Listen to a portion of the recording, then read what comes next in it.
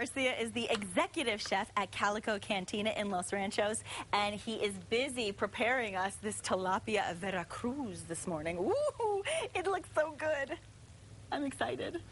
Are you excited? I'm very excited. I'm so excited right now. He's very attentive to his work right now. I'm kind of distracting him, but I'll tell you something first. It does not smell fishy in here. It smells garlic and onion. It has all those yummy smells. That's what I'm smelling. Well, tilapia is a farm-raised fish, which means it's always safe to eat. You're never going to get bad tilapia. Really? It's always raised in a farm. Most of the domestic tilapia has been raised and is not wild. I never knew that. So that gives the product consistency. The flavor is always going to be there. It's inexpensive. It's like $2 a pound. Really? For low-fat, protein, great-tasting fish. So it's very versatile. It's easy to work with. That's really good to know. You know, my family, I was never really, I was always a shellfish person, but not a fish person. And my family always said, you have to have more protein. And they said, if you're going to eat fish, eat tilapia. You will love it. It's so good for you. It's true. It kind of almost looks like chicken when it's cooking, though, doesn't it? This from the non-experienced chef, right? This is what I say. But chicken it of the sea, right here. Yeah, exactly.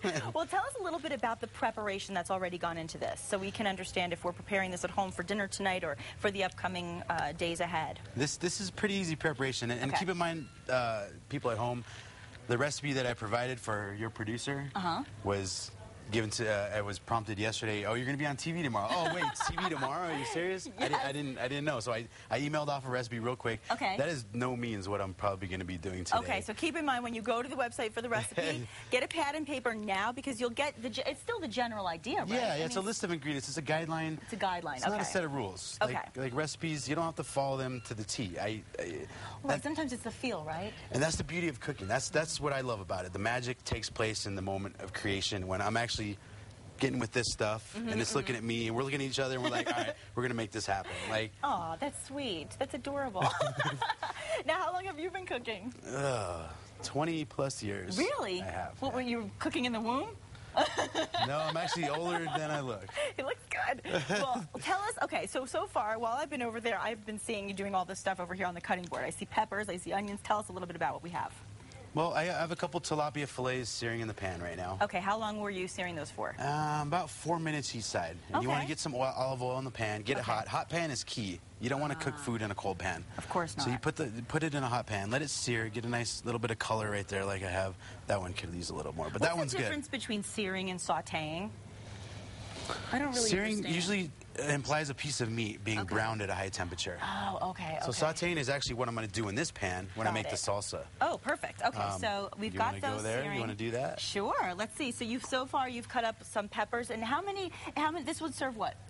This would serve two people. Yeah, Okay. yeah. Me and my girlfriend would eat this, you know, and we'd be set for the night. Perfect. And so how many peppers would you need?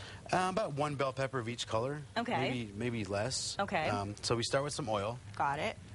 An important hot pan is key. Now you want to go garlic, onions, jalapenos first. Oh, ooh. Because you want to bleed all that flavor into the oil.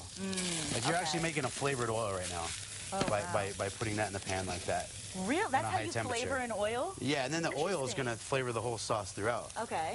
So you get that going at high heat. Okay. Like I have there. Smells amazing.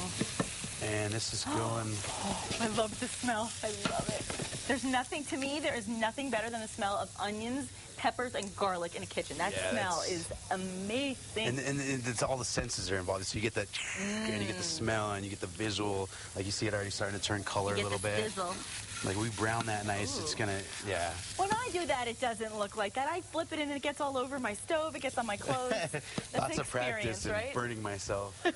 Is this one of your specialties at the restaurant? We're actually rolling out a new menu at Calico next week, and this is one of our new items. We're pretty excited about it. We've gone under some new chef and kitchen management, so we got a new menu with some new items, and hopefully, you know, get people excited about coming in. Definitely. And you guys, we can give you the address, actually. Calico Cantina is at 6855 4th Street Northwest. And, of course, that's in Los Ranchos de Albuquerque.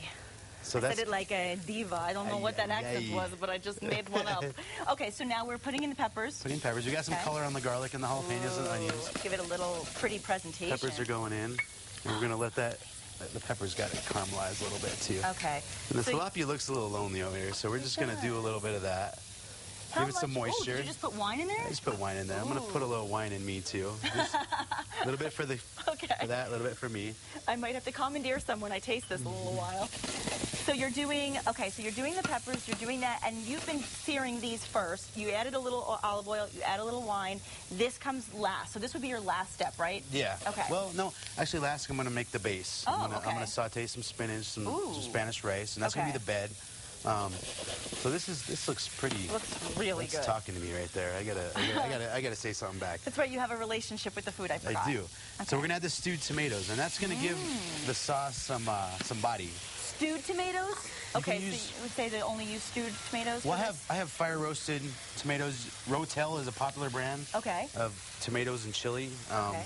You know, just to give it some body and some texture, and so it just coats the fish, and that's. And a little bit of wine for that, you know. Why not? Gotta season it up. And salt and some pepper. Salt and pepper is always good.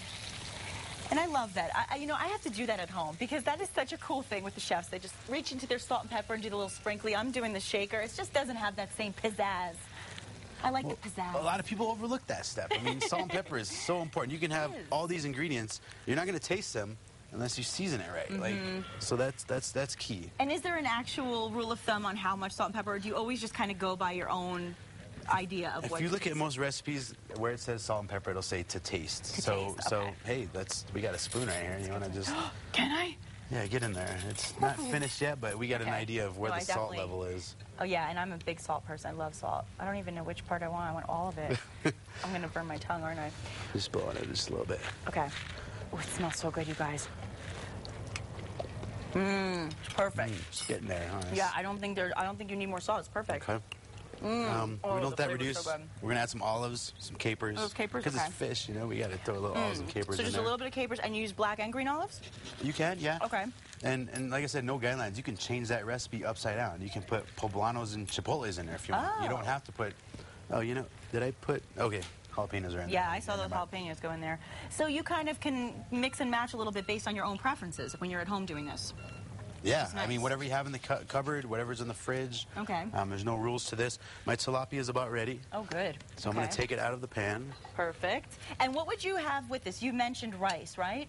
Rice, you can do, rice is not, you don't have to do rice. You can do potatoes, you can do pasta, you can do couscous. I love couscous. So I'll just let that rest for a second. Okay.